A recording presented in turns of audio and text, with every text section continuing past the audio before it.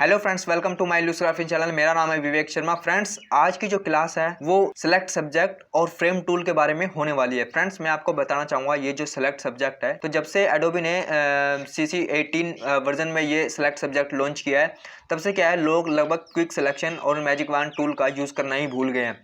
क्योंकि ये एक ऐसा टूल है जिसमें हम एक क्लिक के अंदर ही पूरे ऑब्जेक्ट की सिलेक्शन कर लेते हैं। जो हम अभी तक जो हम सीखते थे कि किस तरीके से हम क्विक सिलेक्शन से ऑब्जेक्ट को सिलेक्ट करते हैं। हाँ, हो सकता है क्विक सिलेक्शन में हमें थोड़ा बहुत समय लगता था, लेकिन ये जो टूल आया है सिलेक्ट सब्जेक्ट, ये आपको CC 19 में तो है, लेकिन 18 में मुझे पता नहीं है कि नहीं है। लेकिन CC 17 और उसके पीछे के वर्जन पे तो ये श्योर है कि उनमें नहीं है।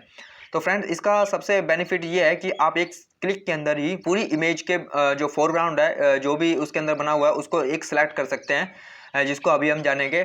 और साथ में अब हम एक और टूल का यूज़ करने चाह रहे हैं, फ्रेम टूल। ये फ्रेम टूल भी मैं आपको बताना चाहूँगा कि ये CC 17 में नहीं है बिल्कुल भी, और उसके पीछे कोई वर्जन में भी नहीं है। लेकिन अगर आप 18 या 19 वर्जन यूज़ कर रहे हैं, हो सकता है 18 में हो, लेकिन 19 में श्योर है कि है, क्योंकि मैं यही वर्जन यूज़ कर रहा हूँ। तो इसमें भी क्या है फ्रेंड्स, आप जो पीछे की जो क्लास पहले के जो वर्जन होते हैं, उसमें हम क्या करते थे, किसी भी जो इमेज होती थी उसको सर्कल में लेने के लिए, राउंड में लेने के लिए, जब हम बैनर पोस्टर बनाते हैं, उसमें आप देखा होगा अलग अलग शेप के अंदर बैकग्राउंड इमेज होती है।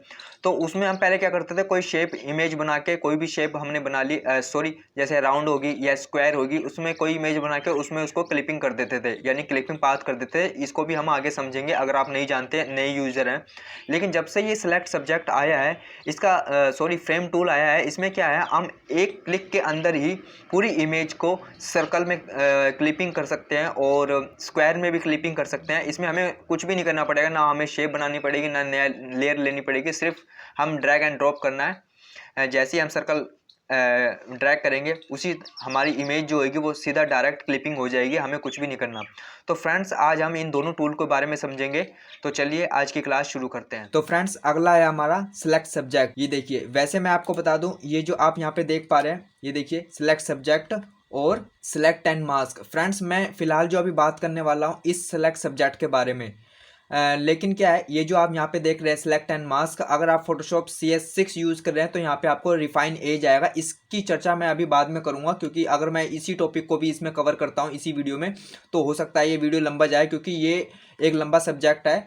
जब मैं हेयर कटिंग करूँ, हेयर सिलेक्शन करूँगा, या फिर प्रोफेशनल बैकग्राउंड जब रिमूव करूंगा, तो मैं इसके बारे में चर्चा करूंगा। सबसे पहले मैं सिलेक्ट सब्जेक्ट और फ्रेम टूल के बारे में आज इस ट्यूटोरियल में हम जानेंगे। जब आप क्विक सिलेक्शन और मैजिक वॉन्ड टूल, इन दोनों में से किसी को भी सिलेक्ट करते हैं, तो यहाँ पे ये सिलेक्ट सब्जेक्ट ऑप्शन इनेबल हो जाता है। मैं मूव टूल पर हूँ, तो यहाँ किसी में भी दिखाई देगा। ध्यान रखिए, जब आप सिलेक्ट सब्जेक्ट क्विक सिलेक्शन में होंगे, तो ये सिलेक्ट सब्जेक्ट आपको यहाँ पे मैजिक वॉन्ड में होने पर सिलेक्ट सब्जेक्ट यहाँ दिखाई दे सकता है, या फिर क्विक सिलेक्शन में आपको यहाँ दिखाई दे सकता है। तो फ्रेंड्स, अब क्या है, मैं सिलेक्ट सब्जेक्ट में क्या होएगा, जैसे ही मैंने इसको सिलेक्ट सब्जेक्ट को क्लिक किया, अब ये क्या करेगा, अपने आप ही इस फोरग्राउंड में जो ये आदमी की इमेज है, इसको अपने आप सिलेक्शन कर लेगा। लेकिन ध्यान रखना है फ्रेंड्स आपको, यदि आपकी इमेज जितनी बड़ी होगी, ये सिलेक्ट सब्जेक्ट उतना ही समय लगाएगा आपकी इमेज को डिटेक्ट करने में। तो फ्रेंड्स, इस चीज़ का ध्यान रखना है, आपको घबराना नहीं है। कि ये देखिए, फिलहाल क्या है, मेरी इमेज छोटी थी, इसलिए इतनी जल्दी इसको सिलेक्शन ले ली। अब मैं आपको अगर जूम करके दिखाता हूं, तो देखिए इसने कितनी अच्छी तरीके से सिलेक्शन ली है। ये देखिए, हमें अब कुछ भी नहीं करना। लेकिन मैं आपको बताना चाहूँगा, ये देखिए इस वक्त तो क्या है, इसने इस तरीके से प्रॉपर एज में सिलेक्शन ले लिया। अगर मैं लेकिन ऊपर जाऊँगा, आपको यहाँ पर कुछ प्रॉब्लम दिखाई देगी। ये देखिए, इसने इस एरिया को नहीं लिया। ये देखिए, यहाँ ये बाल इसने छोड़ दिए, बाकी तो लगभग, तो इसको हम ये कह सकते हैं कि ये जो शार्प एज होते हैं पूरी इमेज में, ये उसको सेलेक्ट करता है। लेकिन अगर आपका बैकग्राउंड और फोरग्राउंड, ये आप बाल देख रहे हैं, ये थोड़े ब्लरिश है, यानी इस बैकग्राउंड के साथ मिक्स हो रहे हैं, तो ये सिलेक्ट सब्जेक्ट इसको डिटेक्ट नहीं कर पाता है। फ्रेंड्स, इस चीज़ का आप ध्यान रखेंगे। एक आपको दूसरी इमेज जाता हूँ फ्रेंड्स, आप कंट्रोल टैब का दबाएंगे, आप यहाँ पे जितनी भी इमेजेस है उस पर टैप करके जा सकते हैं, बजाय इसके ऐसे क्लिक करके। तो फ्रेंड्स देखिए, मैं इस इमेज पे आया। अब मैं क्या करता हूँ, जैसे ही मैं सिलेक्ट सब्जेक्ट पे क्लिक करता हूँ, ये क्या करेगा, अपने आप ही इस इमेज की सिलेक्शन ले लेगा। लेकिन ध्यान रखना है, ये जो एज शार्प होंगे तभी ये अच्छे से वर्क करेगा। अगर आपकी इमेज पिक्सलेट है या बहुत लो वर्जन रेजोल्यूशन में है और बैकग्राउंड के साथ ब्लरिश मिक्स हो रही है, यानी उसके अंदर जो है फोटो में अगर ब्लरिंग एरिया है तो वो क्या उसको इतना अच्छे से डिटेक्ट नहीं कर पाएगा। इस इमेज के जो एजेस हैं, कॉर्नर्स हैं सारे, वो इतने शार्प हैं कि इसने अपने आप ही इसके एजेस को डिटेक्ट कर लिया है। अगर मैं आपको ऊपर करके दिखाऊंगा तो ये प्रॉब्लम आपको थोड़ी बहुत दिखाई देगी। ये देखिए फ्रेंड्स, मैंने अभी आपको थोड़ी देर पहले बताया था सेलेक्ट एंड मास्क। हो सकता है अगर आप CS6 यूज़ कर रहे हैं तो यहाँ आपको रिफाइन एज दिखाई दे। दोनों का सेम वर्क है। क्या है, अब एडोबी ने CS6 के बाद जो 7 के वर्जन आए हैं उसमें ये नाम चेंज कर दिया, बाकी सेम वर्क है, थोड़ा बहुत डिफरेंस आएगा इसके अंदर। तो ये देखिए, मैं अगर आपको जूम करके दिखाता हूँ, मैं एक क्या करता हूँ, क्विक सिलेक्शन ले लेता हूँ एक बार। ये मैं इसकी चर्चा बाद में करूँगा, मैं आपको कुछ चीज़ दिखाना चाहता हूँ। जैसे मैंने क्विक सिलेक्शन किया, यानी ये जो आपको इमेज दिखाई, रेड एरिया दिखाई दे रहा है, ये अनसेलेक्ट है। और मैं इस वक्त क्विक सिलेक्शन का इसलिए यूज़ कर रहा हूँ, इसने अपने आप इस एरिया को सेलेक्ट कर लिया है। यानी इमेज जो ये दिखाई दे रही है, जो रेड कलर नहीं है, ये वही सिलेक्ट है। और जो ये रेड एरिया दिखाई दे रहा है, ये अनसेलेक्ट है, यानी ये सिलेक्ट नहीं है। ये देखिए।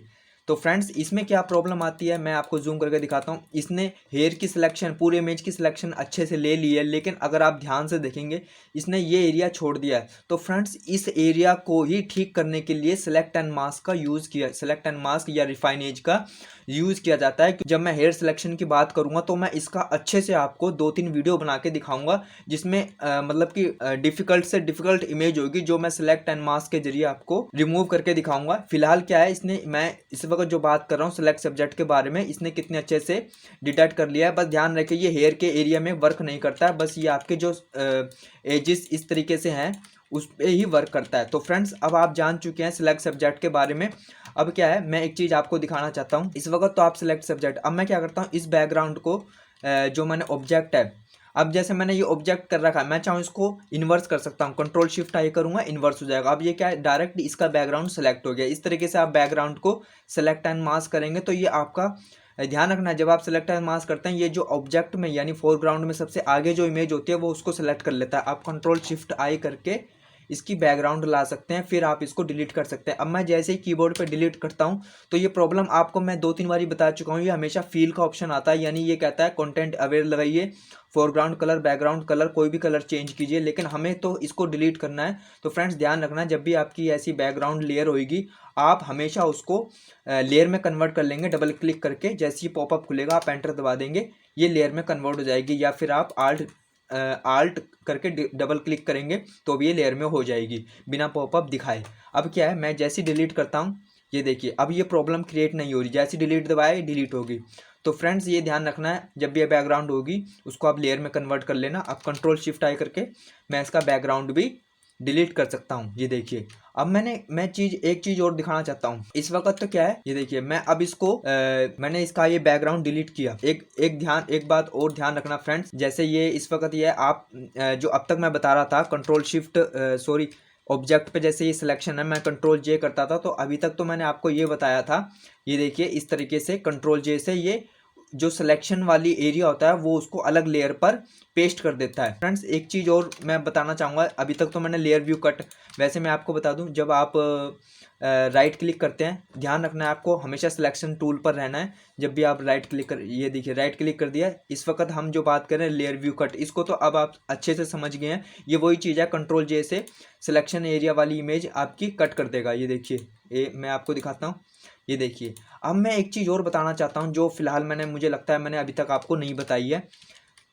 अब मैं इस वक्त Ctrl+J से तो यही सिलेक्शन इमेज कॉपी हो जाएगी। अब मैं Ctrl+Shift+J करूँगा, इसमें क्या फ़र्क होगा फ्रेंड, इन दोनों में फ़र्क है। Ctrl+J और Ctrl+Shift+J में दोनों में फ़र्क है। कंट्रोल जो J होता है वो आपकी इमेज को कॉपी करके अलग लेयर पर पेस्ट कर देता है, लेकिन जो Ctrl+Shift+J होता है वो आपकी लेयर व्यू कट होता है। लेयर व्यू कट में यानी बैकग्राउंड अलग हो जाएगा और जो आपकी इमेज है वो अलग हो जाएगी। अब मैं देखिए, इसने 2 भाग में डिवाइड कर दिया। अब फ़र्क देखिए, मैं ऊपर वाली को अगर मैं इसको हाइड करता हूँ तो इस वक्त ये इसका बैकग्राउंड है, और ऊपर वाली को हाइड करके नीचे वाली को हाइड करता हूँ तो ये चीज़, यानी इसने इन दोनों ऑब्जेक्ट को बैकग्राउंड और फोरग्राउंड में जो इमेज है, इन दोनों को क्या किया है, अलग कर दिया, इमेज को अलग कर दिया, बैकग्राउंड को अलग कर दिया।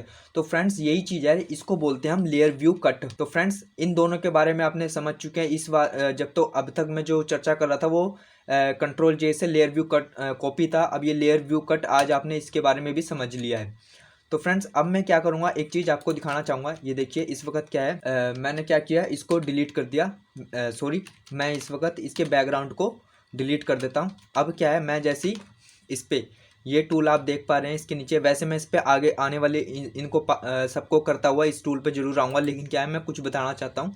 पेंट बकेट टूल, ये इसको बोलता है ग्रेडेड टूल के सेकंड में पेंट बकेट टूल। इस पर जब आप क्लिक करते हैं तो ये क्या है, अब आप इसको कोई भी कलर इस तरीके से फील कर सकते हैं। ये देखिए, ये अगर एक बात ध्यान बताना चाहूँगा, जब आप आल्ट डिलीट करते हैं तो ये क्या करेगा, पूरे पे डिलीट कर रहा है। वैसे तो आप इस तरीके से भी कर सकते हैं, आल्ट डिलीट दबाया और इस लेयर को नीचे कर दिया। ये देखिए, मैं ध्यान रखिए फ्रेंड्स, मैं फ़िलहाल क्या है, कई बार शॉर्ट कमांड यूज़ करता हूँ, जो मैं आपको बता चुका हूँ। मैं वही शॉर्ट कमांड आपको यूज़ करके बताता हूँ, लेकिन मैं आपको अब की बार मैं बताऊँगा नहीं, क्योंकि मैं आपको कई बार बता चुका हूँ। ये देखिए, अब क्या है, इसमें मैं अगर येलो कलर लगाना चाहूँगा, ये बैकग्राउंड पे काम कर रहा हूँ, तो ये देखिए बैकग्राउंड हो गया।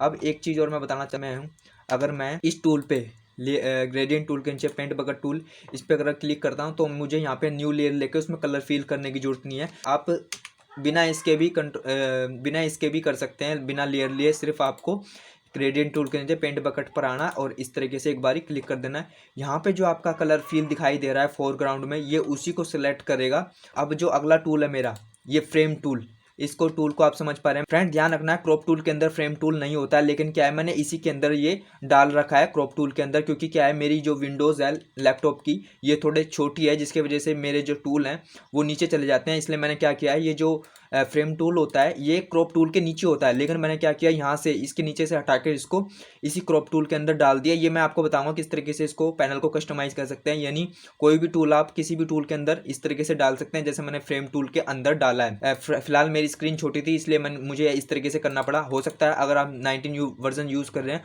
तो आपको यहाँ नीचे दिखाई देगा, क्रॉप टूल के नीचे ही। आप चाहे तो उसको, अगर आपकी भी स्क्रीन छोटी है, वहाँ से उठा के सीधा क्रॉप टूल के अंदर ही कर सकते हैं, क्योंकि काम तो दोनों का लगभग सेम ही है, थोड़ा सा अलग है। अब क्या है, मैं सबसे पहले इस फ्रेम टूल पर आ जाता हूँ। मैंने इसकी कमांड जेड दे रखी है। फ्रेंड्स मैं आपको कुछ क्लास रुक के ये भी चीज़ बताऊंगा कि किस तरीके से आप जो है शॉर्ट कमांड चेंज कर सकते हैं अपने इस पैनल की, यानी जो टूल पैनल की कमांड को, शॉर्ट कमांड को चेंज कर सकते हैं, अपने हिसाब से कस्टमाइज कर सकते हैं। अब क्या है, देखिए फ्रेंड्स ध्यान रखना है, फ्रेम टूल का यूज़ करने के लिए आपका जो बैकग्राउंड है उसको आप आल्ट डबल क्लिक करके लेयर में कर लेंगे, क्योंकि इससे ये आपका ऑब्जेक्ट अच्छे से वर्क करेगा। ये देखिए, मैंने जैसे कि पहले मैं ये बताता हूँ, देखिए मैंने जैसे ये फ्रेम क्रिएट किया, तो अब ये क्या करेगा, पूरी इमेज को अपने आप ही इस फ्रेम के अंदर, ये देखिए किस तरीके से इसने इसमें कर दिया। वैसे तो मैं आपको बताना चाहूँगा, अगर आप में फ्रेम टूल नहीं है, यानी आप पुराना वर्जन यूज़ कर रहे हैं, तो आप कोई भी ऑब्जेक्ट बना के उसको उसमें क्लिपिंग कर सकते हैं, क्लिपिंग पाथ कर सकते हैं। लेकिन क्या है, क्लिपिंग मास्क के अंदर आपको एक रेक्टेंगुलर बनाना पड़ता है, फिर आप उसको क्लिपिंग पाथ करते हैं। वैसे ये भी ज़्यादा मुश्किल नहीं है, लेकिन क्या है, एडोबी ने इसको और आसान बना दिया है। जो लेटेस्ट वर्जन है इसमें आप सीधा ड्रैग करेंगे और सीधा वो फ्रेम में कन्वर्ट हो जाएगा। अगर मुझे कई बार क्या होता है, मुझे सर्कल में चाहिए होता है, ये देखिए। वैसे तो मैं हमारे पास जो एक ऑप्शन अवेलेबल रहता है वो ये है कि सीधा आप शेप बनाइए और शेप बनाने के बाद सीधा डायरेक्ट इसको इसके अंदर क्लिपिंग पाथ कर दीजिए। वैसे मैं इस बारे में चर्चा आपको बाद में बताऊँगा, लेकिन मैं एक छोटा सा प्रीव्यू देना चाह रहा हूँ। और इस वक्त हम क्या करते थे, सीधा इसको ध्यान रखना, आप हमेशा रेस्टराइज लेयर होंगे, और सीधा हम क्या करते थे, इसको इमेज को ऊपर रखा और इस तरीके से हमने इसको क्लिपिंग पाथ कर दिया करते थे। लेकिन क्या है, ये देखिए कंट्रोल शिफ्ट जे करके, ये देखिए ये इस वक्त होगी। इसके बारे में हम बाद में बताऊंगा। इस वक्त तो ये मैंने क्या है, ऑब्जेक्ट बनाया, यानी शेप ऑब्जेक्ट बना के हमने इसको इस तरीके से क्लिपिंग पाथ कर दिया। वैसे मैं आपको बताऊं, ये मैंने इसलिए बताया क्योंकि अगर आप में फ्रेम टूल नहीं है तो आप इस तरीके से यूज़ कर सकते हैं। फ्रेम टूल में यही होता है फ्रेंड्स, आपको शेप नहीं लेनी पड़ती, ना क्लिपिंग पाथ करना पड़ता, सीधा आप इस तरीके से ड्रैग करेंगे। इस वक्त मैं जो यूज़ कर रहा हूँ, ये सर्कल यूज़ कर रहा हूँ।